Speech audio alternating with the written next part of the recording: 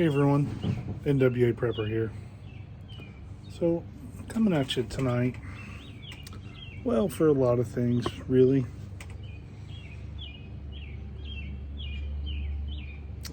Some sadness. And for some of you, you're going to think it's silly. But it's not silly to me, and it's certainly not silly to my family. We have had the same pet, the same dog in our home, goodness, for 15 or 16 years. You guys have seen her. Trixie, she's a standard poodle. And she has lung cancer. And it's progressing pretty significantly. She's starting to suffer a bit. I say a bit. Even with medicine, when she coughs, it just takes her to her knees almost. And so, with our doctor, with the veterinarian, we've decided to put her to sleep. And it sucks. I'm grateful that it's not something like a farm animal, or if we didn't have the capabilities, that it would be something that I would have to do. And I've done it with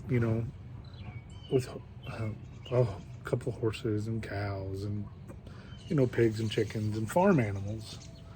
But I have never had to do that for one of my pets. They've all either met a tragic end, or just other things have happened.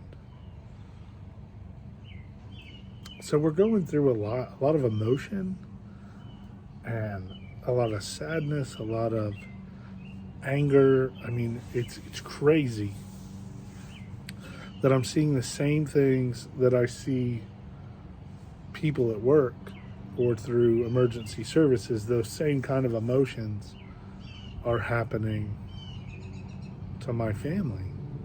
Now on a little bit different scale, because everyone understands she's a dog.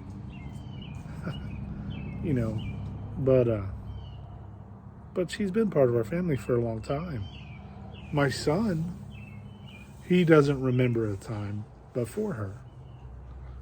Because, he's 16 and we've had her, well, almost his whole life. And it's a rough decision. And it leads you to things like, where are we going to bury him? What do the kids want? Because I'm asking my kids. I could just say, hey, look, Trixie got out. I don't know where she went. Got out of the fence, got out of the yard, and she's gone. I could easily do that. I will not do that. My kids are old enough that they, we've been through family deaths. We're humans. We're certainly not going to shy away from or not be honest with them about an animal. But it sucks, and it's going to suck. In 2 days, when we do it, we're blessed to have a good veterinarian, and we're going to take her and, how we're going to do it is irrelevant. But we've got a process, and we're going to have the doctor help us,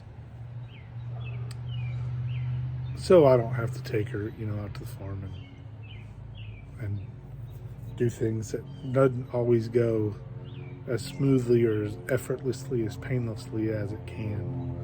And so we're going to do it that way. But it gets me to thinking on, lots of people are close to their animals. And in a disaster, particularly, well, even a short term, but particularly a lengthy disaster, things are going to happen. You're going to run out of food for them. You're going to run out of, they're going to get out. People are going to, possibly harm them. Other animals that aren't being fed will see them and be aggressive. All kinds of things that pets are going to be an issue. So it's something you certainly want to be prepared for. And it's hard to prepare dog food You know, of course, we don't do a whole lot of that. We've done a tiny bit of it, but it has to be rotated so often and things. So it's particularly hard, like dry dog food, because it has a lot of oils in it that go rancid. But it's just got me to thinking, how are you prepared to deal with your pets? How are you prepared for them to be alive around in a disaster? How are you going to contain them? How are you going to take care of for their well-being? How are you going to, how are you going to do ticks and fleas? How are you going to do dewormer? All these things that come along with being a pet owner.